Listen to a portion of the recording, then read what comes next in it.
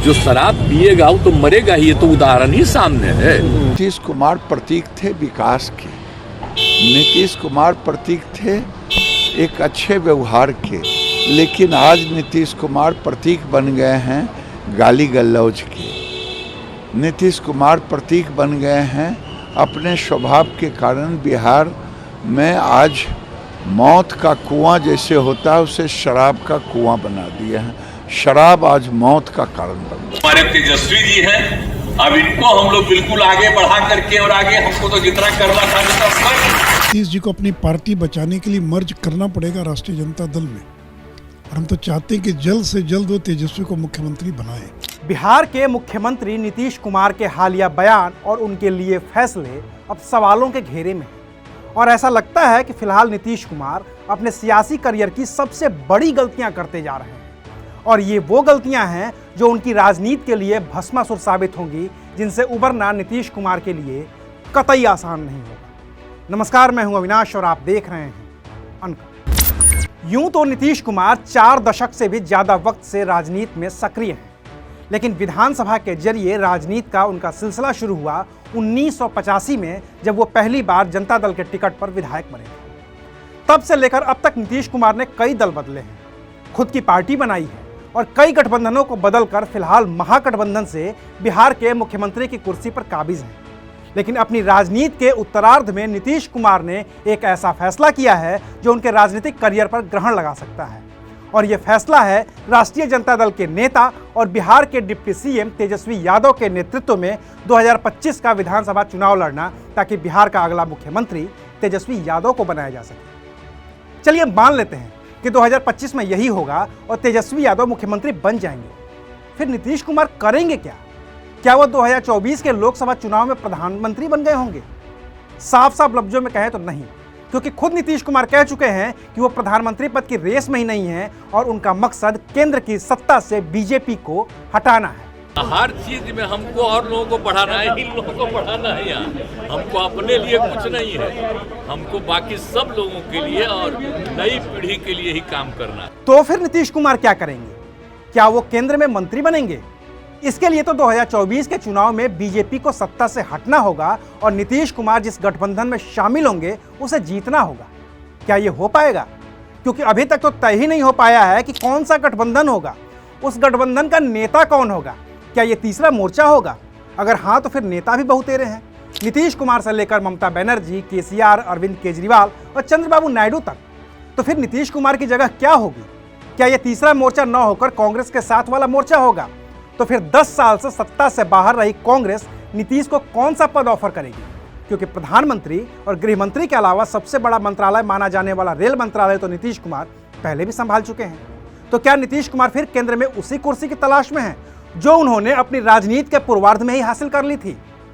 या फिर नीतीश कुमार का तेजस्वी के नाम का ऐलान सिर्फ 2024 लोकसभा और उससे भी ज्यादा 2025 के विधानसभा की तैयारी भर है? अगर ऐसा है तब तो नीतीश कुमार शायद और भी बड़ी गलती कर रहे हैं, क्योंकि जब जब उन्होंने सत्ता की चाबी अपने किसी करीबी को सौंपी है, उन्हें उसका बहुत बड़ा खामियाजा उठाना पड़ा है। अब याद करिए आरसीपी सिंह को, कभी नीतीश कुमार के सबसे बड़े करीबी थे, दाहिना हाथ कहे जाते थे। दिसंबर 2020 में नीतीश कुमार ने खुद जेडीयू के राष्ट्रीय अध्यक्ष की कुर्सी छोड़ी तो आरसीपी सिंह को अपना उत्तराधिकारी बना दिया, और हुआ क्या? आरसीपी सिंह ने केंद्र की मोदी सरकार के साथ खुद से समझौता कर लिया और अकेले ही केंद्रीय मंत्री बन गए। नतीजा यह हुआ कि नीतीश कुमार ने जिसे खुद अपना उत्तराधिकारी बनाया था, उसे ही पार्टी से बाहर का रास्ता दिखा दिया। लेकिन आरसीपी सिंह ने जेडीयू को जो नुकसान पहुंचाया था, उसकी भरपाई तो नीतीश नहीं ही कर पाए। यस था, कौन बनाया था अपना प्राइवेट सेक्टर, और कहाँ से कहाँ बनाया? छोड़िए ना, और उसको पार्टी में इतना हम दिए और राजनीति में भी उसको जगह दिए, उसको अपनी जगह पर बना दिया अध्यक्ष, और पूरा का पूरा बीजेपी के हाथ में चला गया और अंदर चला गया, तब उसको बिल्कुल मुक्त कर दिया गया। पूरे पार्टी के लोगों को बहुत उस पर था।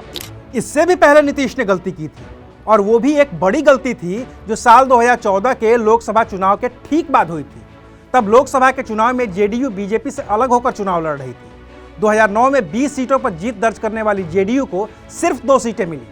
नीतीश कुमार ने नैतिक जिम्मेदारी ली, मुख्यमंत्री पद से इस्तीफा दे दिया, अपने करीबी कैबिनेट मंत्री जीतन राम मांझी को सीएम की कुर्सी सौंप दी। नीतीश कुमार को उम्मीद थी कि जीतन राम मांझी उनका कहा तो नहीं ही टालेंगे, क्योंकि उन्होंने ही जीतन राम मांझी को सीएम बनवाया था। जीतन राम मांझी ने भी कहा था कि वो नीतीश के नेतृत्व में काम करते रहेंगे, लेकिन कुछ ही महीनों के बाद स्थिति बदल गई। नीतीश कुमार को लगने लगा कि उन्होंने जीतन राम मांझी को अपनी कुर्सी सौंपकर गलती की है। उन्होंने अपनी गलती सुधारने की कोशिश की, जीतन राम मांझी से कुर्सी वापस मांगी, लेकिन मांझी अड़ गए, इस्तीफा देने से इनकार कर दिया। फिर जेडीयू ने उन्हें पार्टी से बाहर का रास्ता दिखा दिया। जेडीयू से अलग हुई बीजेपी को मौका मिल गया और उसने मांझी का समर्थन कर दिया, लेकिन मांझी बहुमत साबित नहीं कर पाए। आखिर में मांझी ने इस्तीफा दिया और फिर आरजेडी और कांग्रेस के बाहर के समर्थन से नीतीश कुमार फिर मुख्यमंत्री बन गए। लेकिन तब भी नीतीश का नुकसान तो हो ही चुका था। शरद यादव की भी कहानी बहुत पुरानी नहीं है।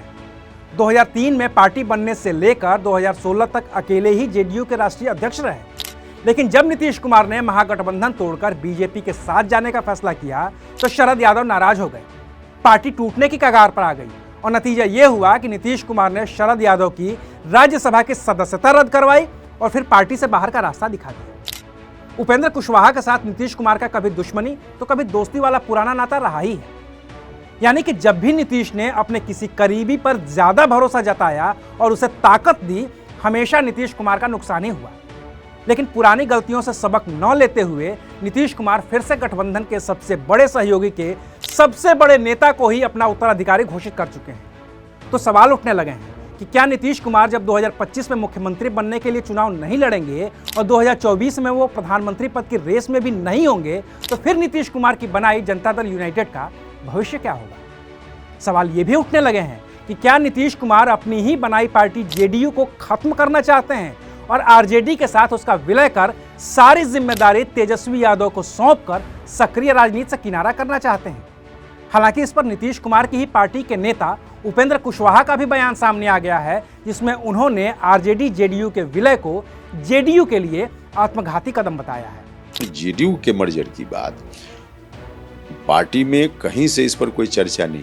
जनता दल यूनाइटेड समता पार्टी की शुरुआत के बाद जनता दल यूनाइटेड जो पार्टी बनी, तो इसके पीछे जिन लोगों का अरमान, जिन लोगों का सपना जुड़ा हुआ है, उनके चलते यह पार्टी आज भी काम कर रही है, आगे भी काम करेगी। उनका सपना ही टूट जाएगा, समाप्त हो जाएगा, तो कैसे फिर राजनीति का आखिर अर्थ क्या होगा?